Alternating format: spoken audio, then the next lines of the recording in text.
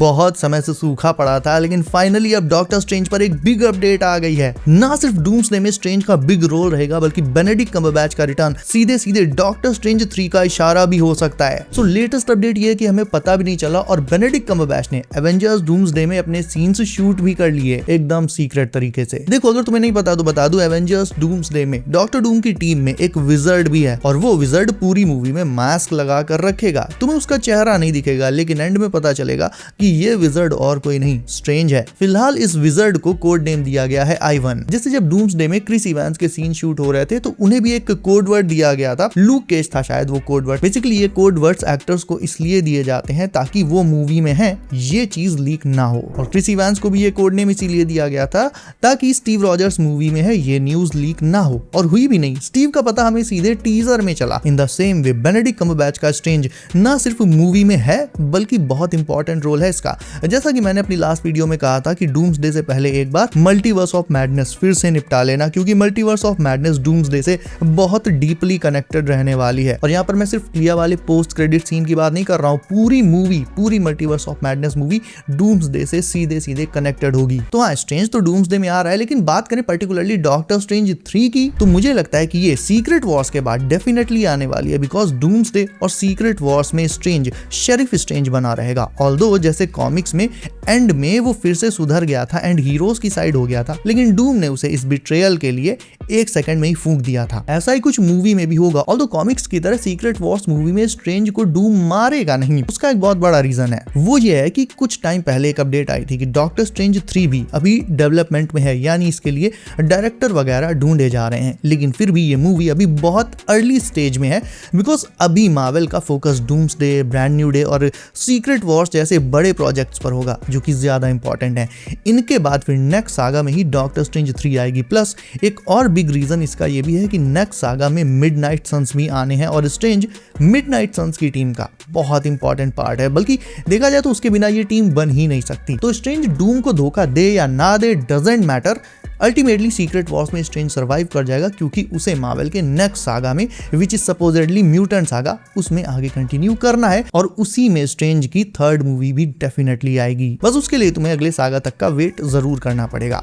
अब वैसे तो स्ट्रेंज मूवी में मास्क लगा कर रखेगा, बट अल्टीमेटली तुम्हें तब भी पता चल जाएगा कि ये स्ट्रेंज ही है, क्योंकि एक तो उसके मूवमेंट्स वगैरह देखकर एंड दूसरा उसके पास स्लिंग रिंग भी होगी। Most probably Doom local travel के लिए स्ट्रेंज की स्लिंग रिंग पोर्टल्स का ही यूज करने वाला है। ये विजर्ड ही डूम का राइट हैंड होगा। तो डूम्सडे मूवी जब तुम देखोगे तो तुम्हें डॉक्टर डूम की टीम में कई सारे विचेस और विजर्ड्स दिखेंगे। विजर्ड तो एक ही होगा।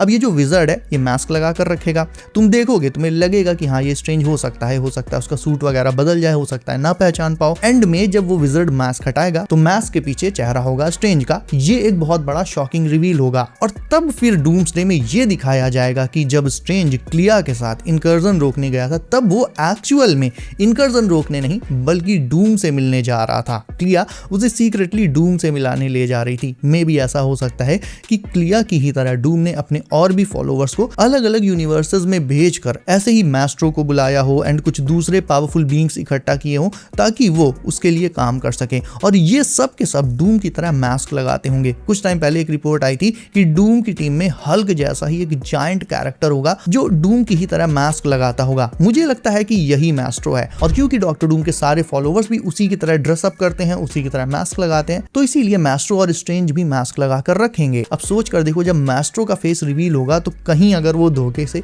नॉर्टन का द इनक्रेडिबल हल्क निकला जो समहाउ मैस्ट्रो बन गया हो, क्या ही सीन होगा। इसके अलावा तुम्हें बता दूं, मूवी में लैत्वेरिया में डॉक्टर डूम के बहुत सारे फॉलोवर्स एज स्पाइस भी काम करेंगे। वो डूम के लिए जासूसी करेंगे। दुनिया भर में डॉक्टर डूम के जासूस फैले रहेंगे और वो डूम को पल पल की रिपोर्ट्स देते रहेंगे। लैत्वेरिया में ही डूम की अपनी आर्मी भी होगी जिसमें उसके फॉलोवर्स के साथ साथ डूम बॉट्स भी हैं। लोकी का मूवी में सेम वैसा रोल रहेगा जैसे बियॉन्डर का कॉमिक्स में था।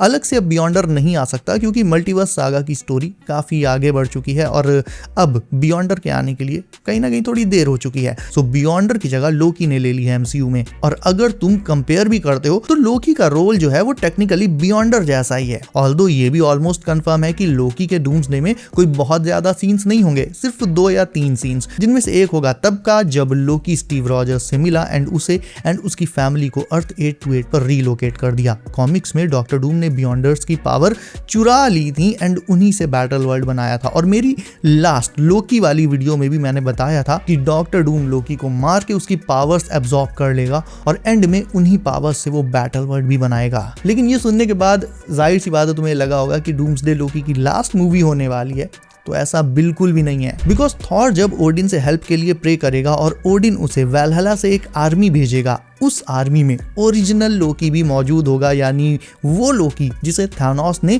चोक करके मार दिया था। अब उसके पास इस वेरिएंट लोकी जैसी पावर्स तो नहीं होंगी ऑब्वियसली, लेकिन ओरिजिनल लोकी कितना शातिर है ये तुम भी जानते हो। स्टार्टिंग से ही वो एवेंजर्स और थॉर का काटता आ रहा है। सो या मेरे ख्याल से ओरिजिनल लोकी को देखना वेरिएंट के कंपैरिजन में और ज्यादा मजेदार होगा। इसके अलावा एक एक्साइटिंग न्यूज वेनम को लेकर भी है, या ये कहूं कि न्यू वेनम। देखो फिलहाल तो सोनी का स्पाइडरमैन विलन यूनिवर्स खत्म हो चुका है और रीबूट किया जा रहा है, यानी अब आगे इसमें जो भी मूवीज आएंगी उनमें बिल्कुल नए एक्टर्स होंगे। पुराने सारे एक्टर्स को हटा दिया गया है इंक्लूडिंग टॉम हार्डी, यानी अब अगर वेनम की न्यू मूवी आती है तो उसमें Tom Hardy Eddie Brock play नहीं करेंगे। तो सवाल यह है कि कौन करेगा? वेल इसका जवाब है रीचर यानी एलन रिचसन। और रीजन इसका यह है कि वेनम के को क्रिएटर हिमसेल्फ वो ये चाहते हैं कि अब अगर वेनम मूवी बने तो उसमें एडी ब्रॉक का रोल एलन रिचसन करें। अब ये बंदा जिसके पास हल्क जैसी फिजिक ऑलरेडी है, बिना वेनम के ही ये दो बंदे दोनों बगल में दबा सकता है। इसे अगर सिम्बियोट मिल जाएगा तो उस सिम्बियोट का साइज क्या होगा एंड कैसा लगेगा इसका अंदाजा तुम खुद लगा सकते हो। हालांकि इट्स अ लॉन्ग शॉट, फिर भी वेनम के को क्रिएटर ने ये बात खुद बोली है कि वो खुद ऐसा चाहते हैं, तो फिर भाई इसकी पॉसिबिलिटी तो बन ही जाती है। क्या पता सोनी के रीबूटेड यूनिवर्स में जो न्यू वेनम हो वो एलन ही प्ले करें। इसके अलावा एक छोटी सी अपडेट बीएनडी की भी दे देता हूं तुम्हें। तो ब्रांड न्यू डे का जो फर्स्ट टीजर अभी कुछ ही दिन में आने वाला है, उसमें पनिशर को भी कुछ सेकंड्स के लिए दिखाया जाएगा। सैडी सिंह को तो मेरे ख्याल से फर्स्ट टीजर में कतई नहीं दिखाया जाएगा, क्योंकि मार्वल उनको या तो फाइनल ट्रेलर के लिए बचा के रखेगा या फिर सीधे मूवी में एज सरप्राइज रिवील करेगा। लेकिन सैडी सिंह डेफिनेटली जीन ग्रे ही प्ले करने वाली हैं, बिकॉज उनके आने से ना सिर्फ न्यू एक्समैन का सेटअप होगा एमसीयू में, बल्कि उनकी एंट्री के साथ ही साथ एक और एक्समैन विलन का भी सेटअप हो जाएगा। ऑल्दो वो विलन कौन है, सैडी सिंह से उसका क्या कनेक्शन है, ये सब कुछ सीक्रेट वॉर्स के बाद एक्समैन रीबूट मूवी में रिवील होगा, क्योंकि brand new day spidey and उसकी स्टोरी पर फोकस करेगी। सैडी सिंह का आना तो केवल जीन ग्रे का डेब्यू है, जिसका पर्पस ये दिखाना है कि मार्वल के न्यू एक्समैन कैसे होंगे, उनकी पावर्स का एक्सटेंट क्या होगा, एक्सेट्रा एक्सेट्रा। और वैसे देखा जाए तो ब्रांड न्यू डे इकलौती ऐसी मूवी नहीं है जिसमें स्पाइडरमैन किसी म्यूटेंट के साथ दिखेगा। एवेंजर्स डूम्सडे की तो शुरुआत ही ऐसे होगी, मतलब टोबी मैगवायर का Spiderman along with Hugh Jackman's OG Wolverine Spiderman and mutant. Doomsday की शुरुआत ही इस टीम अप से होने वाली है। भूल गए हो तो याद दिला दूं कि डूम्सडे के ओपनिंग सीन में टोबी का स्पाइडी ह्यू जैकमैन के वुल्वरीन से लड़ेगा, क्योंकि इनके यूनिवर्सेस के बीच एक इनकर्जन हुआ होगा और इनका बैटल बहुत इंटेंस होने वाला है। और आखिरी सेकंड में जब टोबी का यूनिवर्स डिस्ट्रॉय होने वाला होगा, तभी वॉचर आकर इन दोनों को बचा लेगा और ये दोनों फिर सीधे सीक्रेट वॉर्स में हीरोज को रिक्रूट करते हुए दिखाई देंगे, क्योंकि बाकी सारे हीरोज जो बैटल वर्ल्ड में होंगे, डूम उन सब की मेमोरीज ही वाइप कर देगा, तो उन्हें तो कुछ याद ही नहीं रहेगा। लेकिन टोबी और वुल्वरीन को सब याद रहेगा, क्योंकि ये वॉचर के साथ होंगे और वही इन्हें बाद में बैटल वर्ल्ड भी भेजेगा। और देखा जाए तो ये सही भी है, क्योंकि ये दोनों ओजी हीरोज हैं। ऐसे में डूम्सडे के मेन बैटल की लीड इन दोनों के हाथ में रहे, टोबी और वुल्वरीन के हाथ में, वो ज्यादा सेंस बनाएगा बजाय नए हीरोज के। सो तुम्हें क्या लगता है डॉक्टर स्ट्रेंज 3 को लेकर तुम्हारे क्या थॉट्स हैं, कमेंट करके अभी बताओ। इसके अलावा वीडियो को अभी तक लाइक नहीं किया है तो इसे भी लाइक करके चैनल कर लो। सब नोटिफिकेशंस ऑल पर डालना बिल्कुल मत भूलना, ताकि आने वाली latest MCU leaks and updates तुमसे कभी भी मिस ना हो। सो बी सेफ गाइस, अपना ख्याल रखिए आप। मेरा नाम है Himanshu and as always I will see you in next one.